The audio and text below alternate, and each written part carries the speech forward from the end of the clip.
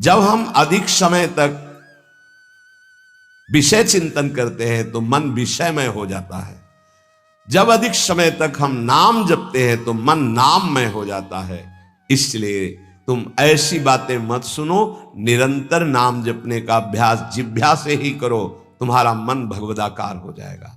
एकाग्रता पूर्वक पूरे 24 घंटे के लिए हम अपने विचार पावन करने के लिए बिल्कुल मौन होकर के भगवत चिंतन या भगवत श्रवण करते हुए प्रसाद पावे। हाँ, तो अखंड नाम कीर्तन भगवत चर्चा सब चलती ही रहती है। तुम मशीन की तरह जीभ से शुरू करो, राधा कृष्ण राधा कृष्ण राधा कृष्ण राधा। उपासक हृदय के नेत्र खोलने का प्रयास करें। वो पहले आहार शुद्धि करें, बहुत भोजन शुद्ध। बड़ी कृपा है, आकाशवृत्ति से जीवन चलता है, श्री जी को भोग लग करके मिलता है, परम पवित्र है। अब जो बात करें, पाते समय उपास्य देव के सिवा अन्य कोई विचार नहीं रह जाना चाहिए, ये ध्यान उपासक दे।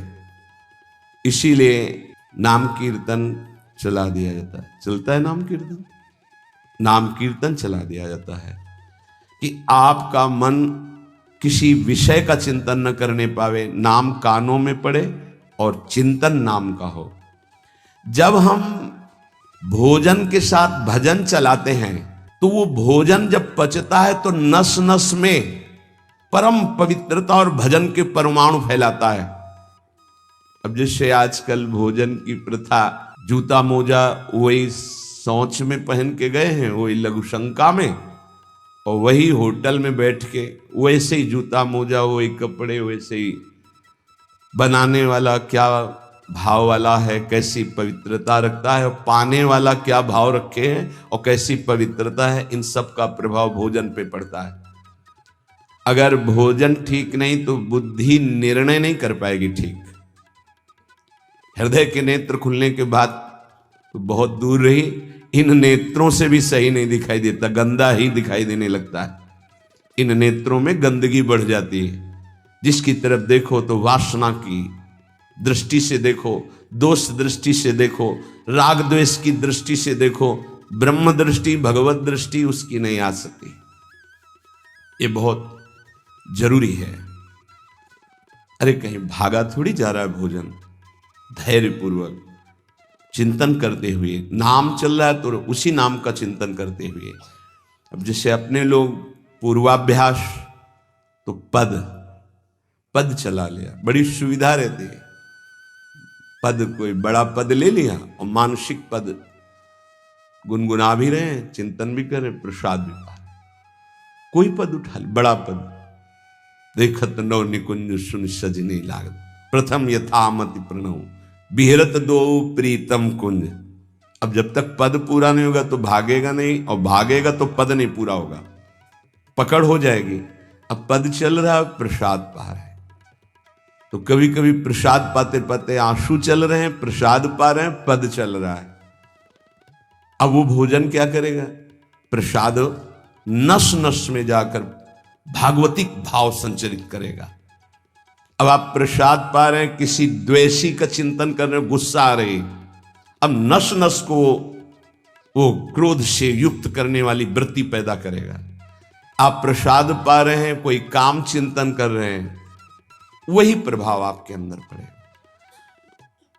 हमारी पद्धति रही है प्रसाद पाने की, चाहे जितना पवित्र हो, पर भोजन पाने के पहले हाथ पैर धोए गए, कुल्ला किया गया, पवित्र हो करके फिर वहां बैठ करके, पद्धति थी, आसन पीढ़ा चटाई बिछा दी गई, पवित्रता पूर्वक बैठे, भोग सामने आया, भगवद अर्पित प्रसाद है तो जय जयकार और कीर्तन करके पा रहे हैं।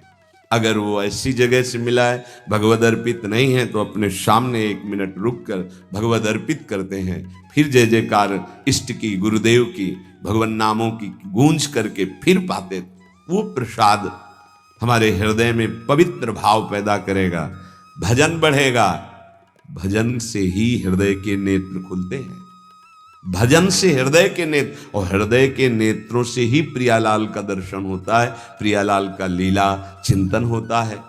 जो अपनी नस नस में नाम, पवित्रता, भक्ति, ज्ञान, तो भोजन में बहुत सावधान रहिए। ये 24 घंटे के लिए हमारे विचारों को अपवित्र या पवित्र करेगा भोजन। अगर अशुद्ध भोजन हो गया तो 2-3 दिन तक तो विक्षेप पड़ेगा ही। अगर बहुत ही निषिद्ध भोजन हो गया तो हो सकता है कि भजन भी रुक जाए, विक्षेप क्या रुक जाए, ऐसा ऐसा भोजन होता है। भोजन बहुत संभाल के, भले भूखा रहना पड़े तो अच्छा है 1-2 दिन, पर ऐसा भोजन ना होने पावे जो हमारे भजन को क्षीण करे।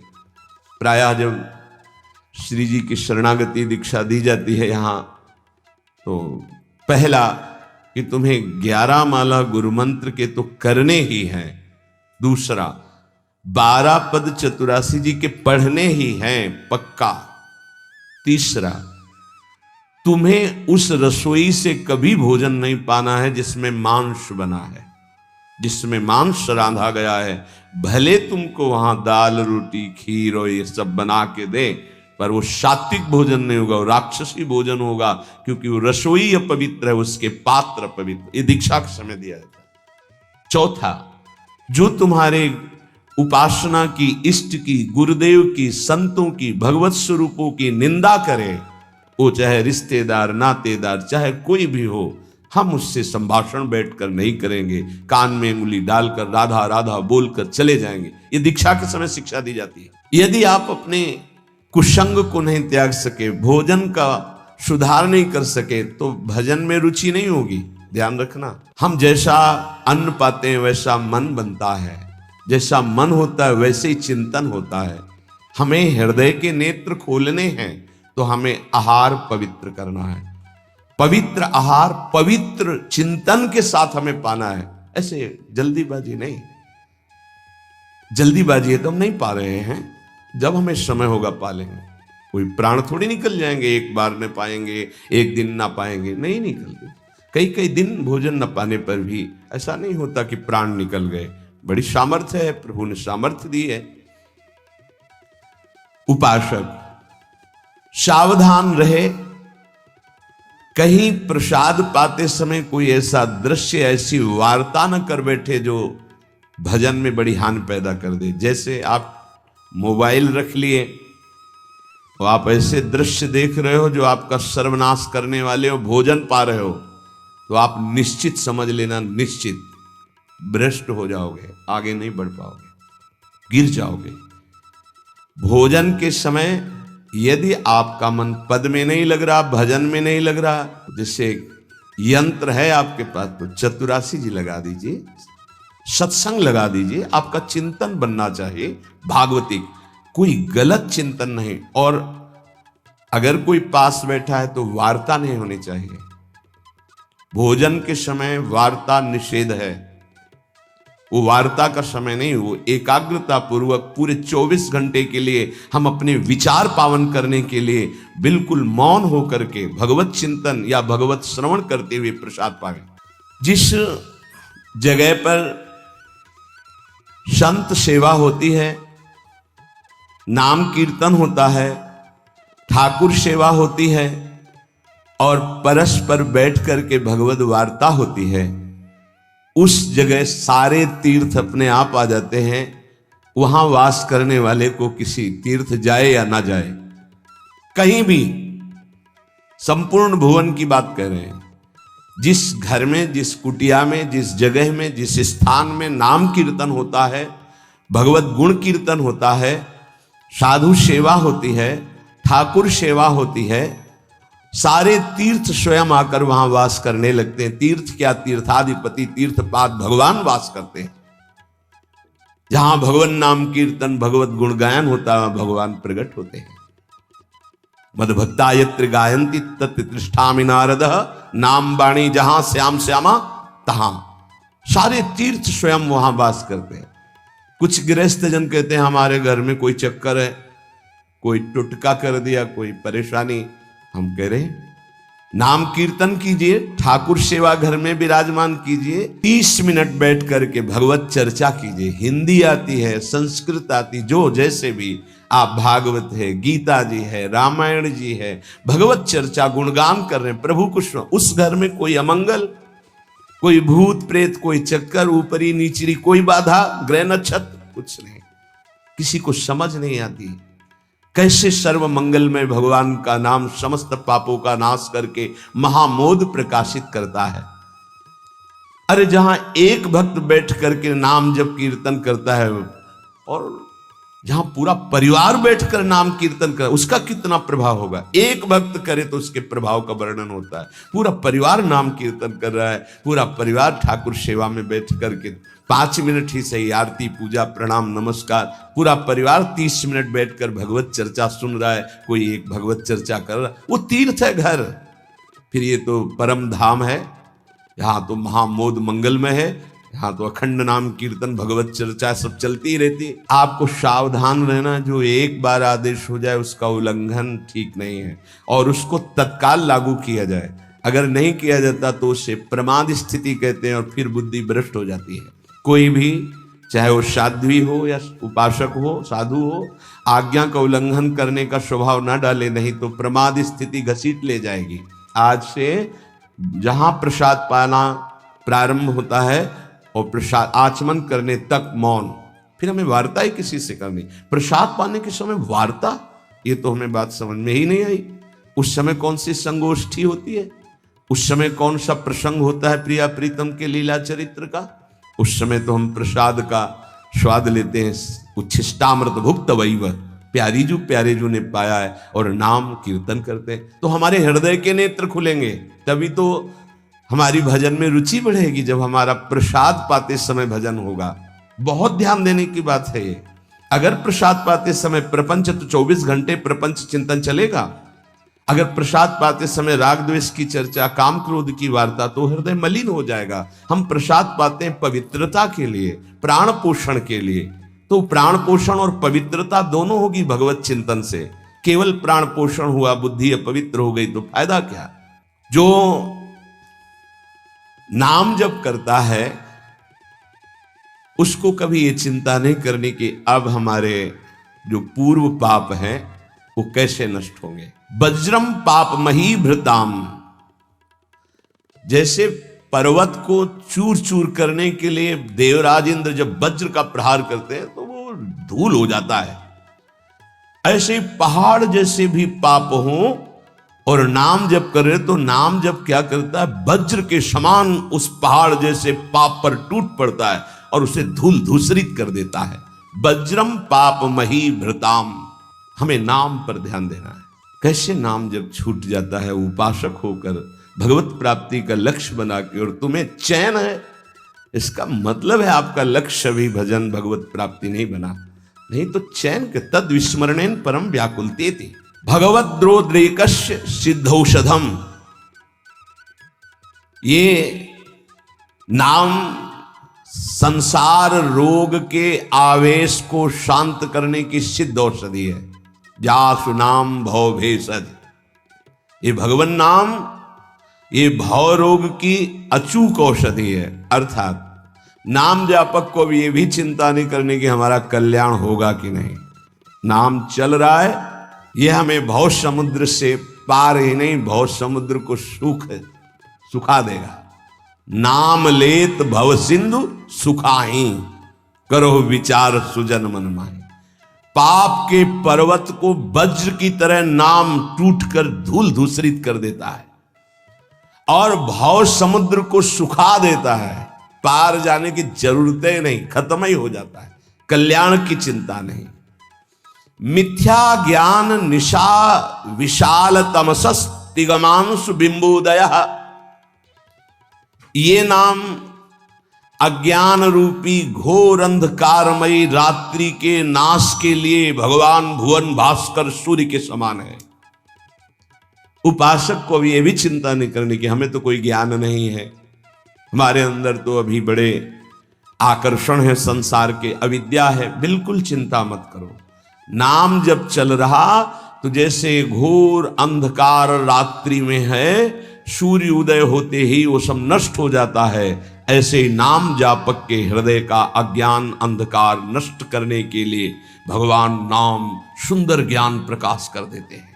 अन्य उसे कोई पढ़ने लिखने की आवश्यकता नहीं पड़ेगी। नाम जब से अपने, जैसे कल आप सत्संग में ध्यान दीजिए, सुन रहे थे कि जिसका अंतःकरण शुद्ध हो जाता है, जो राग द्वेष रहित महात्मा है, बिना पढ़े सारे वेदों का अर्थ उसके हृदय में स्फुरित हो जाता है। मिथ्या ज्ञान निशा विशाल तमसस तिगमांश बिंबोदय। अज्ञान रात्रि के घनीभूत अंधकार के नाश के लिए प्रभु का नाम सूर्य के समान है। क्रूर क्लेश मही रुहा मूर्तर ज्वाला जटालह सिखे। ये क्रूर कर्म कराने वाले काम क्रोध लोभ मोह मद मत्सर, इनका जंगल है। इस जंगल को नष्ट करने के लिए दावाग्नि के समान नाम है, इसको भस्म कर देगा, सारे विकारों को भस्म कर देगा नाम। क्रूर क्लेश मही रुहा मूर्तर ज्वाला जटाला सिके। जैसे प्रचंड दावानल पूरे वन को भस्म कर देता है, ऐसे नामाग्नि समस्त विकारों को भस्म कर देती। हमको ये भी चिंता नहीं करनी कि हमारे अंदर विकार काम क्रोध लोभ मोह मद मत्सर है। नाम चिंतन करो, चिंता नहीं।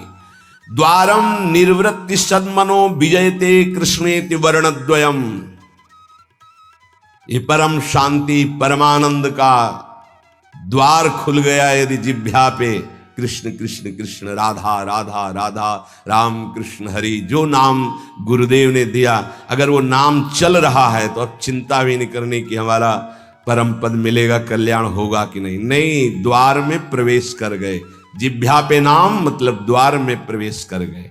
महाराज जी लोग तो कहते हैं कि जिह्वा से नाम जप करने से कोई लाभ नहीं मिलेगा। कहते कर में तो माला फिरे जीव फिरे मुख माही, मनुआ तो चहुं दिस फिरे यह तो सुमिरन नाहि। कुछ लोग कहते हैं हाथ में माला चल रहा है, जीभ में नाम चल रहा है, मन संसार में घूम रहा है, इससे तो कोई लाभ मिलेगा नहीं। तो महाराज जी प्रायः नाम जब तो ऐसे ही होता है प्रारंभ में, तो उसको तो कोई फल ही नहीं मिलेगा। अरे ऐसा कहने वालों की बिल्कुल बात मत सुनो पूज्य बुढ़िया बाबा, ऐसा कहने वालों की बिल्कुल बात मत सुनो, उन्हें कहने दो, वो क्या जाने। नाम में अपार सामर्थ्य है। जिसकी जिह्वा में नाम स्मरण चल रहा है तो मन लगे ना लगे उसको फल अवश्य मिलेगा। ये बात इसलिए भगवत प्राप्त महापुरुषों के वचनों को समझना चाहिए। अब कौन सा दोहा कहां से उठा के कैसे, अब अगर ये दोहा नए साधक को सुनाया जाए कि कर में तो माला फिरे और जीभ फिरे मुख माहि और मनुआ तो चौंदिस फिरे ये तो सुमिरन नाहि, तो जो शुरू किया वो भी रख देगा माला कि फल ही नहीं मिलना तो हम क्या करें। पूज्य राधा बाबा तुम चिंता मत करो, तुम मशीन की तरह जीभ से शुरू करो राधा कृष्ण राधा कृष्ण राधा कृष्ण राधा, बाबा के वचन, फिर तुम देख लेना। गोस्वामी जी कह रहे तुम चिंता मत करो। राम नाम मणिदीप धर जीह देहरी द्वार, तुलसी भीतर बाहरो जो चाह सुझिया। हमको वो बात समझनी है जो बड़े बड़े महापुरुष कह रहे हैं। ऐसे लोगों की बात देखो, बाबा ने पहला शब्द उत्तर में ऐसे कहने वालों की बिल्कुल बात मत सुनो, उन्हें कहने दो, क्या जाने नाम में कितनी अपार सामर्थ्य है। अहो वत्स पचतो गरीयान यज्जिभ्याग्रे वर्तते नाम तुभ्यम, ना कि मनसाग्रे लिख देते ना, मनसाग्रे यह जिभ्याग्रे, जिभ्या में जिसके आपका नाम विराजमान हो गया वो चांडाल भी जगत पूज्य बन जाता है। अहो वत्स पचतो गरीयान, वो सर्वश्रेष्ठ हो जाता है। भजन करना है, निरंतर भजन करना है, मन लगे ना लगे तुम्हें इसकी परवाह नहीं करनी। जो तुम्हारी जिह्वा से नाम निकल रहा है वो फल दे के रहेगा, ये बैठा लो हृदय में। केवल जिह्वा से तुम भजन करना प्रारंभ करो, फिर देखना मन लगने की बात जाने दो, मन नाम में हो जाएगा। अपने आप नाममय हो जाएगा। जब हम अधिक समय तक विषय चिंतन करते हैं तो मन विषयमय हो जाता है। जब अधिक समय तक हम नाम जपते हैं तो मन नाममय हो जाता है। इसलिए तुम ऐसी बातें मत सुनो, निरंतर नाम जपने का अभ्यास जिह्वा से ही करो, तुम्हारा मन भगवदाकार हो जाएगा।